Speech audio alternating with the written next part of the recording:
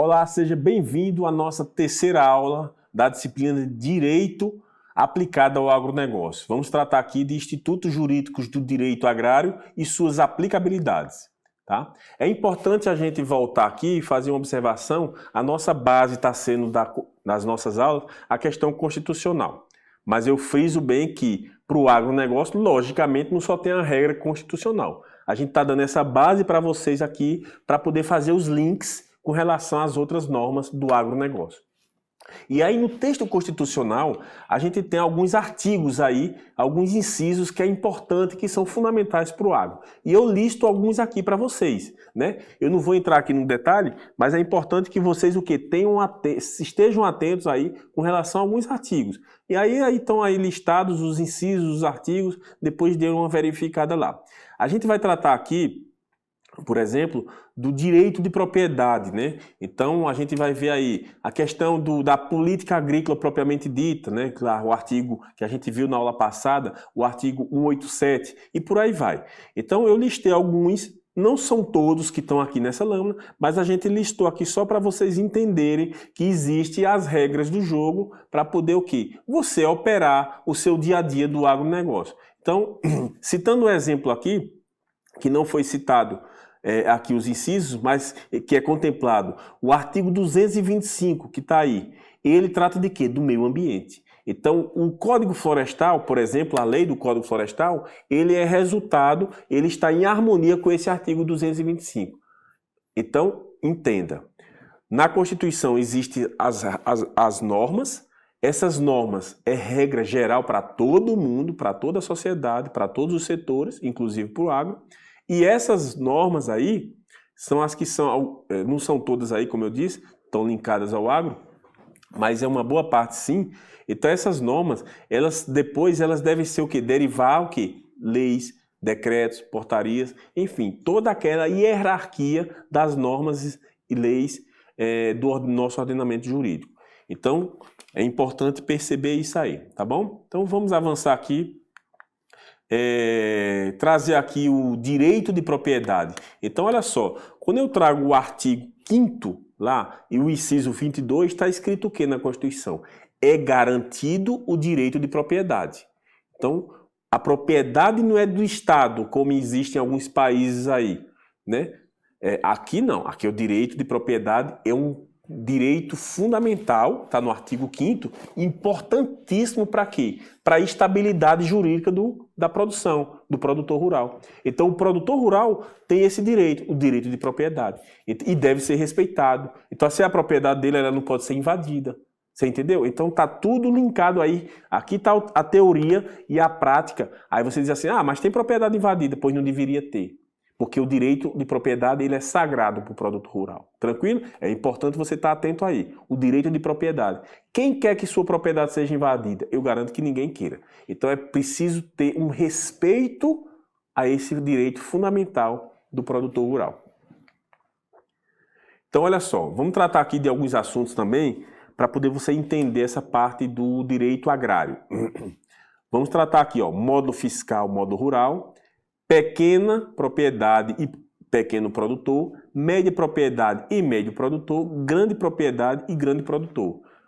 Vamos falar também de função social, expropriação e desapropriação. Então esse rol de assuntos aí, a gente vai dar uma abordagem aqui de forma bem objetiva, bem rápida, bem clara, para que você conheça um pouco desse mundo do agro aí que a gente tem aí no nosso dia a dia.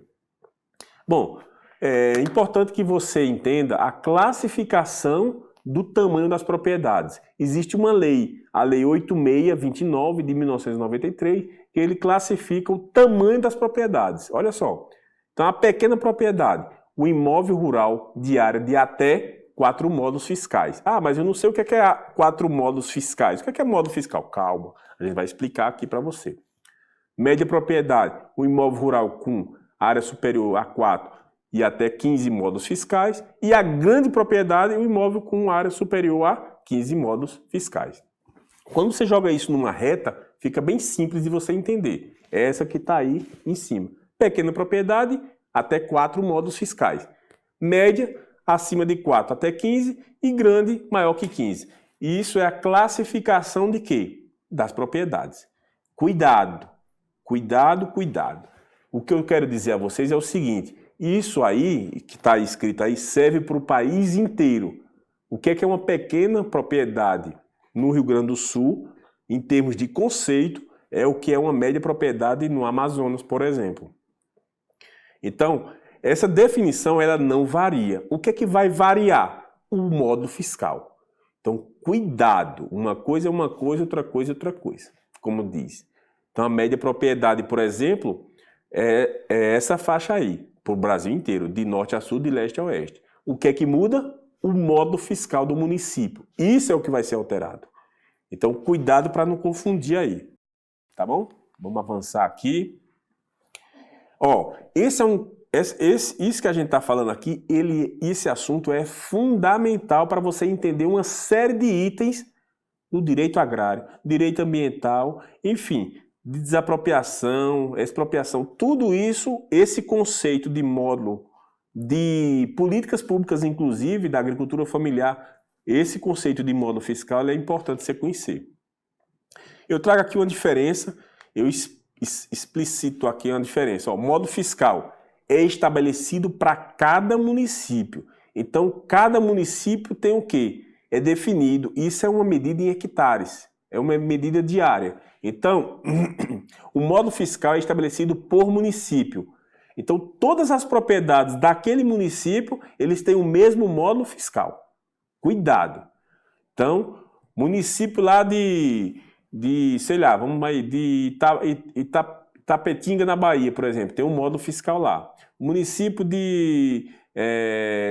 enfim, de Campina Grande, na Paraíba, tem um módulo fiscal do município de Campina Grande. De Gandu, Fortaleza, Brasília. Cada município do Brasil tem um módulo fiscal correspondente. E ele procura aí, ó, procura refletir as áreas medianas dos módulos rurais, dos imóveis rurais do município. Então é importante que é uma medida em hectares, tá? A gente vai clarear já já essa ideia. No caso do módulo rural, não. O módulo rural é para cada imóvel. Então é importante. O módulo fiscal é para cada município, como está destacado aí. O módulo rural é para cada imóvel rural. É uma medida que reflete, é em área também, reflete o tipo de exploração predominante no imóvel rural segundo a sua região e localização própria. Eu não vou entrar aqui em detalhes, mas o que é que eu quero que vocês entendam? Quero que vocês entendam que esse conceito de módulo fiscal, ele é fundamental para poder você entender uma série de itens, que a gente vai tratar mais para frente aí. Então a gente entende a questão do item, da pequena propriedade, da média e da grande propriedade. Então é importante que você esteja atento. Olha só, eu trouxe aqui um exemplo para você. A instrução normativa aí do INCRA, a número 20 de 1980, ela definiu o quê? Quanto é um módulo fiscal do município de Alexânia, por exemplo. Alexânia no estado de Goiás. Aí está lá na tabela, 30 hectares. Então, um módulo fiscal no município de Alexânia é o quê? 30 hectares. Essa relação é fixa para todas as propriedades daquele município.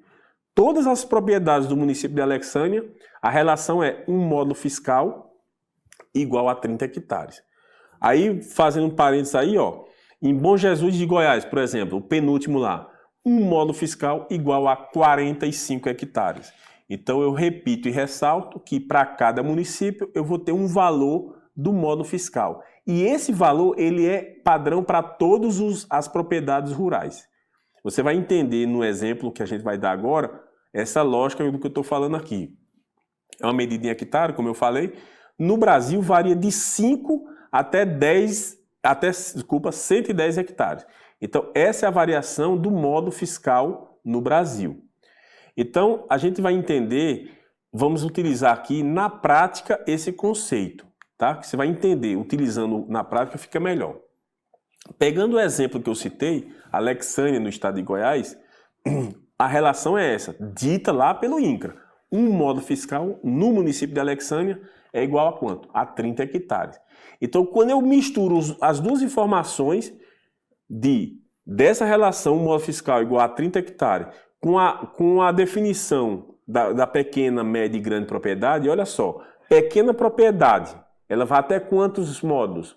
4 módulos fiscais. Então, se eu tenho uma relação para 30, eu multiplico 4 vezes 30, que dá 120. Por isso que a pequena propriedade no município de Alexandria é quanto?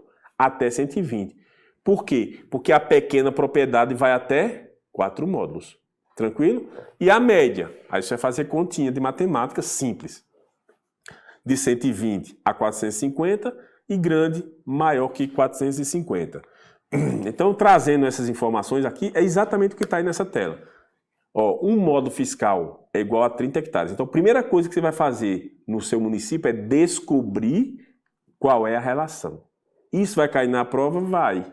Então, cuida aí, anota, estuda, porque vai cair na prova. Estou te falando. Então, um módulo fiscal é igual a 30 hectares.